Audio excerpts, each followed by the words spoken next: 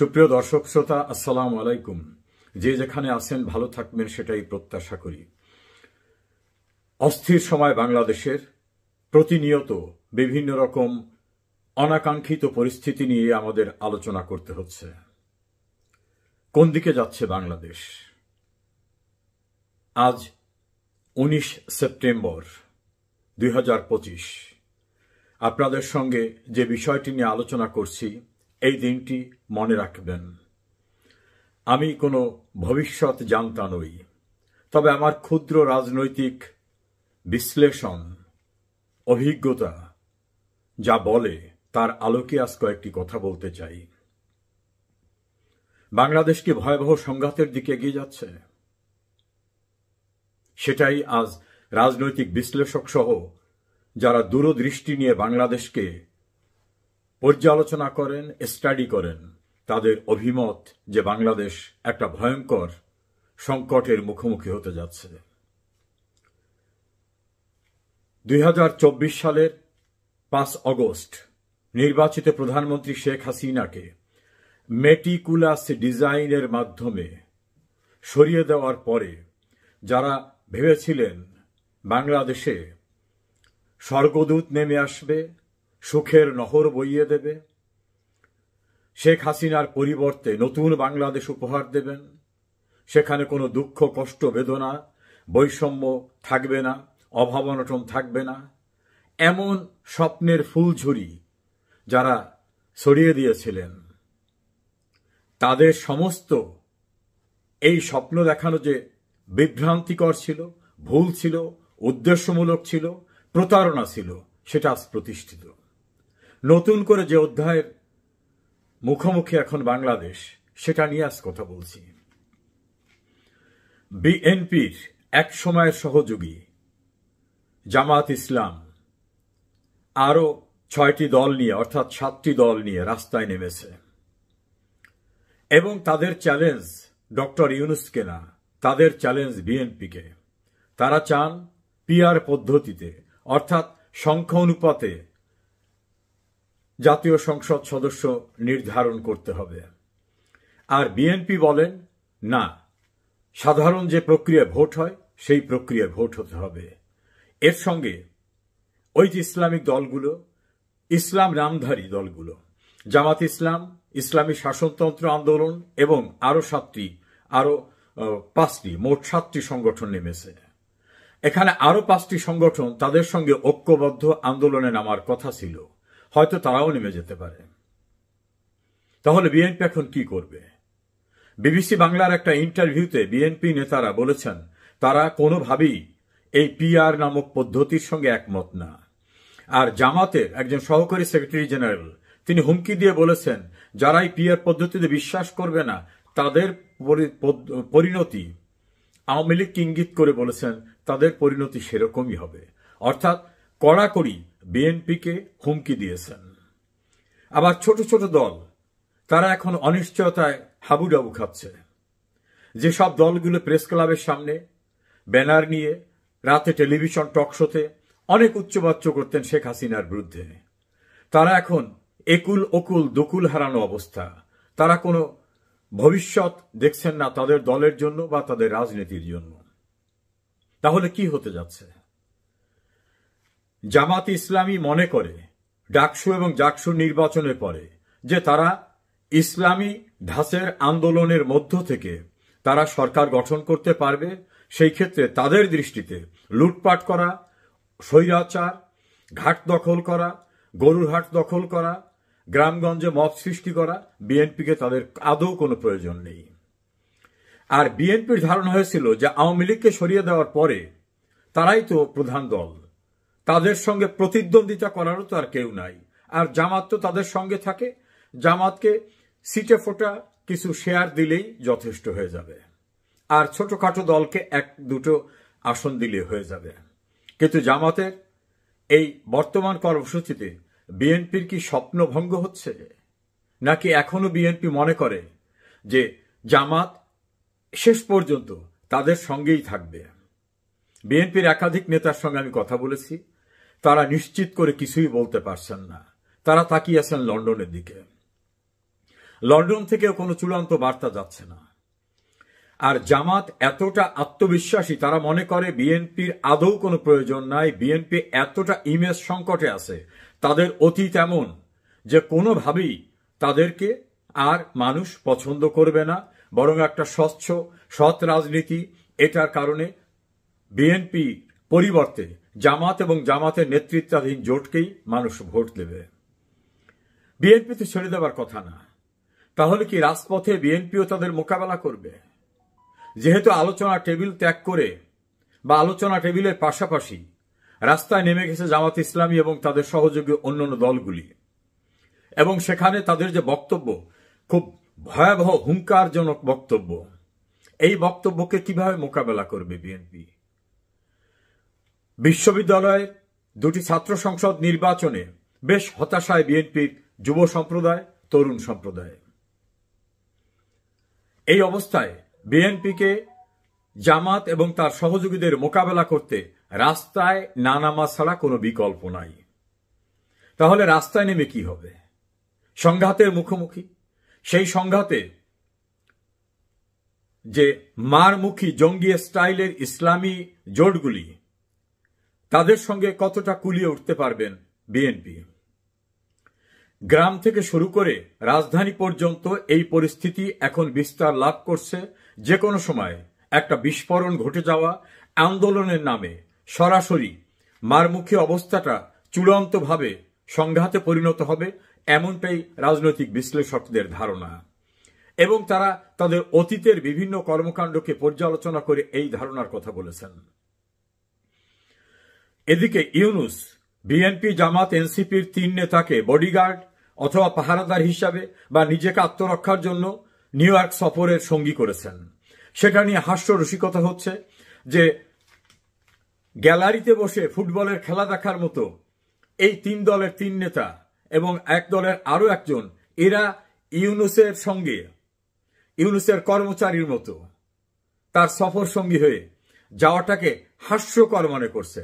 ছাত্র দলের একজন সাবেক নেতা, গুরুত্বপূর্ণ শীর্ষ পদে ছিলেন, তিনি বলছেন, এটা কি আমাদের দল ন্যূনতম বোঝে না যে আমরা ইউনূসের চামচা হয়ে, ইউনূসের সফর সঙ্গী হয়ে যাব? আমাদের স্ট্যাটাসটা কোথায় চলে গেল? এনসিপির অসুস্থ নেতা, তিনি বলছেন, আমরা ইউনূসকে পাহারা দিচ্ছি কারণ ইউনূস আমাদের থেকে বিচ্ছিন্ন হয়ে যেতে না পারে, আমরাই তো তাকে বসিয়েছি। জামাতের এক নেতা বলেছেন, আমাদের কৌশলগত কারণেই আমরা ইউনূসকে আর কোথাও আলাদা কোনো কর্মসূচিতে যেতে দেব না। তাহলে কেউ কাউকে বিশ্বাস করছেন না। আর দেশের অভ্যন্তরে থাকা ছোট ছোট দল যারা টক শো, প্রেস ক্লাবের সামনে অনুষ্ঠান করেন, তাদের নাকি এখন আর ডাকাডাকি হচ্ছে না। তারা ইউনূসের আগমনকে শুভেচ্ছা স্বাগতম দিয়ে, একটা মহান ব্যক্তি আসছে, দেশকে একেবারে সয়লাভ করে দেবে, দেশকে সোনার রাষ্ট্রে কায়েম করে দেবে, সুইজারল্যান্ড, সিঙ্গাপুর করে দেবে, এমন লম্বা লম্বা কথা বলছিলেন। তারাই এখন বলছেন যে একটা ভণ্ড, একটা প্রতারক, একটা স্বার্থান্বেষী লোক। প্রিয় দর্শক শ্রোতা, বিএনপি ক্ষমতায় যাবার জন্য এত ব্যাকুল যে তারা আর কারু কথা শুনতে রাজি না।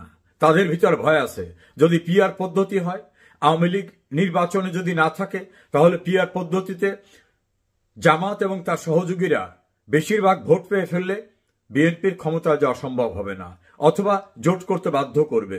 আর জোট করতে বাধ্য করলে এমন সব শর্তের ভিতরে তাদের নিয়ে যেতে চাইবে যে বিএনপি আর নিজের মতো করে রাষ্ট্র পরিচালনা করতে পারবে না। অন্যদিকে জামাত সহ অন্যান্যরা এবং এনসিপি, তারা মনে করে যদি বিএনপি ক্ষমতায় যায় তাহলে তাদের কথিত জুলাই সনদ এটা আর আইনে রূপান্তরিত হবে না। ফলে এটাকে আইনে রূপান্তরিত করতে হলে এবং আওয়ামী লীগের বিরুদ্ধে কঠোর ব্যবস্থা নিতে হলে, আওয়ামী লীগের লোকদের সাজা নিশ্চিত করতে গেলে তাদেরই ক্ষমতায় যাওয়া দরকার। কারণ তাদের একটা প্রতিহিংসাও রয়েছে সেক্ষেত্রে। কারণ শেখ হাসিনা সরকার আমলে যে সকল যুদ্ধাপরাধীদের বিচার হয়েছে, সেই বিচার কার্যক্রমে যাদের সাজা হয়েছে, সাজা কার্যকর হয়েছে, তাদের সন্তানরা, তাদের দলের অনুসারীরা এখন মনে করেন যে প্রতিশোধ নেওয়ার এটাই উপযুক্ত সময়, তড়িঘড়ি করে নির্বাচনের পূর্বে সবটা শেষ হবে না, অথবা আমাদের ক্ষমতায় গিয়ে ধীরে সুস্থে সমস্ত ঘটনার প্রতিশোধ নিতে হবে এবং স্থায়ীভাবে তাদের আসন দখল করতে হবে, যাতে আর আওয়ামী লীগ বা আওয়ামী লীগের সহযোগী 14 দল অথবা মুক্তিযুদ্ধের পক্ষের আর কেউ ক্ষমতায় আসতে না পারে। এই দৃঢ়তার সঙ্গে জামাত এবং তাদের সহযোগীরা আর বিএনপি 16 বছর ক্ষমতার বাইরে, অনেক কষ্ট তাদের মনে। তারেক রহমানকে প্রধানমন্ত্রী করা এখন সময়ের ব্যাপার। সম্ভব হলে বেগম খালেদা জিয়াকে রাষ্ট্রপতি, তারেক রহমানকে প্রধানমন্ত্রী, এমন ফর্মুলা তো বিদেশে থাকা বিএনপির অনলাইন অ্যাক্টিভিস্টরা যেটা দিয়েছিলেন সেটা তারা গোপনে মনের ভিতরে লালন করে রাখছে। সে স্বপ্নটাও তাদের ভিতরে আছে। এই স্বপ্ন ভঙ্গ হতে দিতে চায় না।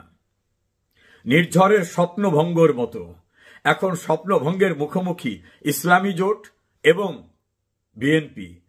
বিএনপির যারা বুদ্ধিদাতা। এর মাঝে নতুন ফর্মুলা দিয়েছেন অনলাইন অ্যাক্টিভিস্ট একজনে। তিনি আমার দেশ সম্পাদক মাহমুদুর রহমান নেতৃত্বে আর একটা রাজনৈতিক ধারা তৈরি করবেন, এমন ভাবে ত্রিধারায় বিভক্ত আওয়ামী বিরোধী শিবির। অন্যদিকে আওয়ামী লীগ 1 বছর তারা অপেক্ষা করেছে। আওয়ামী লীগের একাধিক নেতার বক্তব্য, আমাদের বিরুদ্ধে নানা অভিযোগ ছিল, অনেকদিন আমরা ক্ষমতায় ছিলাম, আমরা বলেছি যে দেশের অবকাঠামোগত যে উন্নয়ন হয়েছে, দরিদ্রতা দূর করেছি, ধনী দরিদ্রের বৈষম্য দূর করেছি, শহর নগরের পাশাপাশি গ্রাম অঞ্চলকে উন্নত করেছি, মানুষের কল্যাণে অনেক কিছু করেছি। এত তো সত্য, আমাদের অনেক ত্রুটি বিচ্যুতি ছিল। সেই সব ত্রুটি বিচ্যুতির কারণে যারা আমাদের উপর কষ্ট পেয়েছিলেন, আমরা অপেক্ষা করেছি। নতুন স্বপ্ন যারা দেখিয়েছেন তারা কি দিতে পারেন মানুষ দেখুক। আওয়ামী লীগের 2 জন গুরুত্বপূর্ণ নেতার মতামত নিয়েছি। তাদের বক্তব্য, এই 1 বছরে মানুষের মোহভঙ্গ হয়েছে। এখন যারা সারাদিন টেলিভিশনে, পত্রিকায়, সেমিনার, সিম্পোজিয়ামে শেখ হাসিনার 14 পুরুষের বিরুদ্ধে কথা বলতেন, আওয়ামী লীগের শাসনের বিরুদ্ধে কথা বলতেন, তারা এখন বলছেন আওয়ামী লীগে ভালো ছিল, শেখ হাসিনাই ভালো ছিল। রাস্তাঘাটের লোকরা, গরিব, কৃষক, শ্রমিক, রিক্সাওয়ালা, ফুটপাতের দোকানদার, তারা বলতেছেন শেখ হাসিনাই ভালো ছিল। আমরা মনে করি শেখ হাসিনা ছাড়া এই দেশকে নিয়ন্ত্রণ করা, এই দেশকে শাসন করা বা এই দেশের মানুষের সুখ নিশ্চিত করা, দেশের ডেভেলপমেন্টকে ইনশিওর করা, পদ্মা সেতু, metro rail, 3rd terminal, Karnaphuli tunnel সহ এই জাতীয় কর্মসূচি এদেশের ইতিহাসে কেউ স্বপ্নেও কল্পনা করেনি। বাস্তবায়ন তো অনেক দূরের কথা, স্বপ্নেও কল্পনা করতে পারেনি। তারা মনে করেন যে শেখ হাসিনা আসলে আবার উন্নয়নের ধারা অব্যাহত থাকবে। দর্শক শ্রোতা, আপনারা কি জানেন 35 লক্ষ মানুষ নতুন করে বেকার হয়ে গেছে, অর্থাৎ তাদের কর্মসংস্থান ছিল, এখন তারা বেকার।